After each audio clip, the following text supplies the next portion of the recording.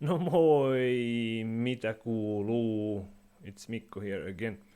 I found yet another old slideshow about Finland that was used in class back in the day, and I'll walk you through it in one take without any rehearsals. So let's fire it up and see how it goes. So this one is kind of an extension of or extension to the video about public transit, and this one talks about how to get to places in Finland without getting run over by anything.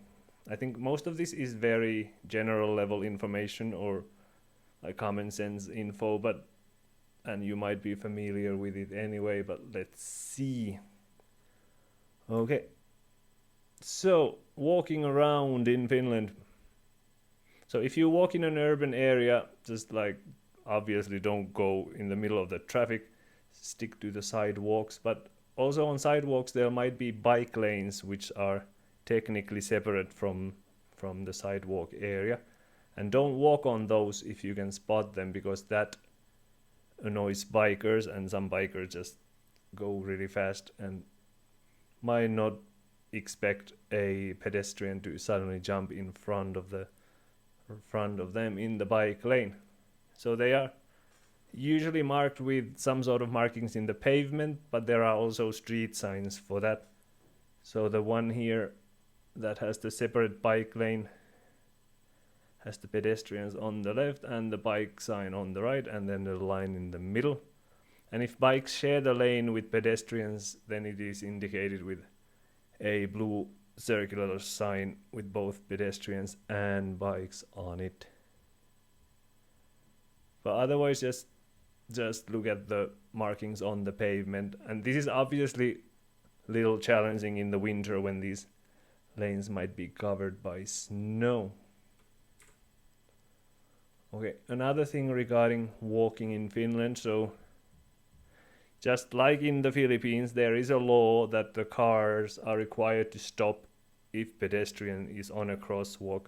But in Finland, they are also required to stop if it looks like that the pedestrian might be soon stepping on a crosswalk. So if you are approaching a sidewalk, on a crosswalk, and you stop but are near the edge, that's very confusing to the cars, because the driver is expecting that you will walk there, so you should also then step on the sidewalk rather than creating a confusing situation where neither the car nor you are moving. So by law they will wait, and usually people are very considerate, especially in drivers are considerate, especially in big cities, about this, unlike in the Philippines sometimes. But obviously, if the car is coming in fast and then you are about to step on the crosswalk, be careful, because you obviously have more to lose than the driver if you two collide. And although in big cities this works really well, relatively well, and the drivers are considerate, this might not always be the case in rural areas or small cities.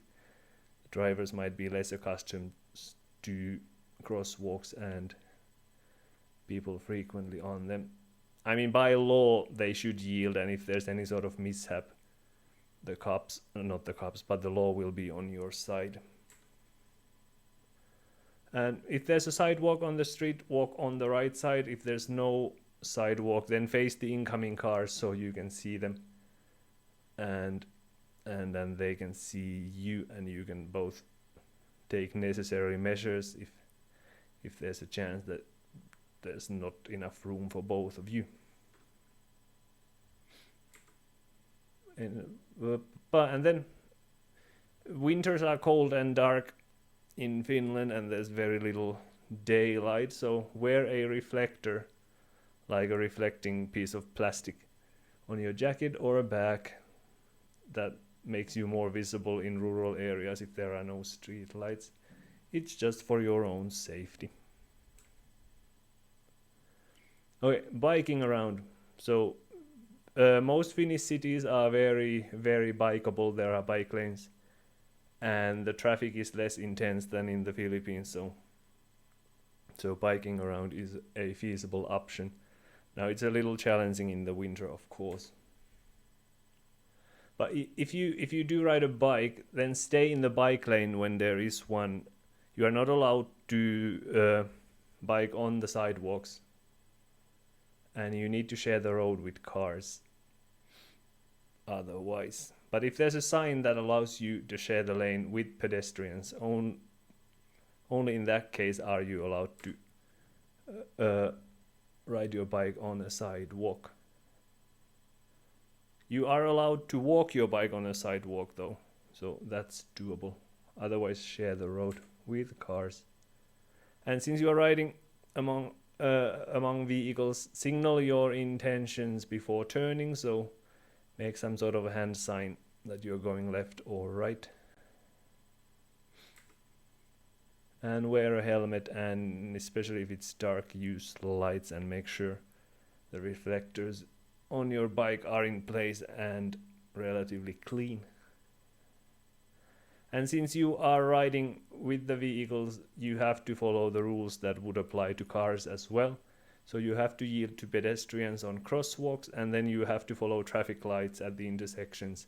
And if there are one-way signs, you technically should obey them too, although a lot of people often don't. But you should, right? Okay, anything else about biking? So, bike thefts are relatively common in Finland, so make sure your bike stays locked and secured, and if possible store it indoors or like in a locked area of your apartment building rather than leaving it out in the open. And even if you lock your bike, the thieves might steal like other parts of it, like a wheel, if they can easily detach it from the rest of the frame. If you are into longboarding or skateboarding, or if you use roller skates, then you are a pedestrian in terms of legislation. So you shouldn't go longboarding in bike lanes, and nor should you go on the streets with cars if there are pedestrian lanes or sidewalks for that. Public transit, how to behave aboard. So unlike jeepneys, which you can flag down almost anywhere, buses in Finland are only allowed to pick up and drop you off at assigned stops. So if you miss your stop, the driver might not necessarily be able to drop you off right away, so you might have to wait till the next stop. And if you're planning to take a bus in an urban area, you have to often flag it down, even if it's like the only stop for that line or that bus service. And flagging down means that you just raise your hand before the bus reaches the bus stop. Now, this is probably a pretty stupid thing to mention, but you don't have to flag down trains. They will they will always stop at the assigned stations, and same with subway trains. But I mean, when I was a subway driver in Helsinki, I saw sometimes people flagging down the train, which was kind of funny. So I just mentioned it here. And trams in Helsinki area, they do stop if there's a person at the stop, so you don't have to flag them down separately. And when you board a public transit vehicle, if it's a bus, then you usually have to board using the front door. There are some bus lines where you can board using any door. But trams, commuter trains, and subway trains, you can always board using any available door. Now, if you are using a subway, you have to stand on the right side of the escalator when exiting a station underground. Even if you're with someone, because locals get really annoyed when someone is blocking both sides of the escalator, because often people who are in a hurry use the left hand side to walk up the escalator rather than just standing on it. In Helsinki, if you don't want to ride a bike both ways, going and coming from work or wherever, you are allowed to take it on a commuter train within certain hours. And the same applies to subway trains, but you are not allowed to take your bike aboard trams, so make sure you don't try that. And if you do take a bike to the subway or commuter train station that has escalators, never take your bike or baby cart or whatever to the escalator, because if there's any sort of like emergency, if the power goes out and the escalator stops, you are essentially in the middle of it with a bike, potentially blocking access for everybody else, and that can create panic. Or if there's any sort of emergency, you have to be able to carry the bike up or down the escalator, and that can be very difficult, especially if there's no light or if there's smoke or if there's anything out of the ordinary. So always use the elevators at the stations if you are bringing a bike or a cart or anything that could potentially cause issues if there's an emergency.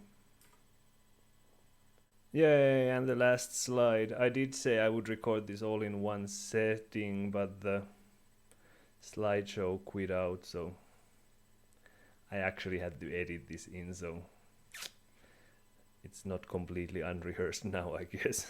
Anyway, in Finland, going to places, it's not very common to stop at every intersection and ask, "Kuja saan yung palengke?" Instead, people use Google Maps, because those apps are usually very accurate in the Finnish context. So just download one for your phone and use that to get to places. You can ask for directions, but it's not very common to do so, and people might not necessarily even know where things are, even if they are walking in that area. In Finland, you just navigate using street addresses and the apartment numbers, but there's a one caveat with the apartment numbers, because uneven numbers are on one side of the street and the even ones are on the other. So even if you see building number 5, it doesn't mean that building number 6 is anywhere nearby. It might be on the other side, but not exactly opposite number 5, for example. In rural areas or in very rural areas, this logic does not necessarily apply, because the buildings are not in order per se, but the number is based on the distance from the beginning of that road in tens of meters. So the buildings might not form sequences like 1, 3, 5, 6, 1, 3, 5, 7, 9, and so on. Anyway, but your navigation app will figure that out for you. Okay, this is the last slide, I think. Yep. All right. So if you have any questions regarding this, just post them in the Finland or the Discord channel where I posted the link to this video. All right, that's all. Thank you very much. Moi moi.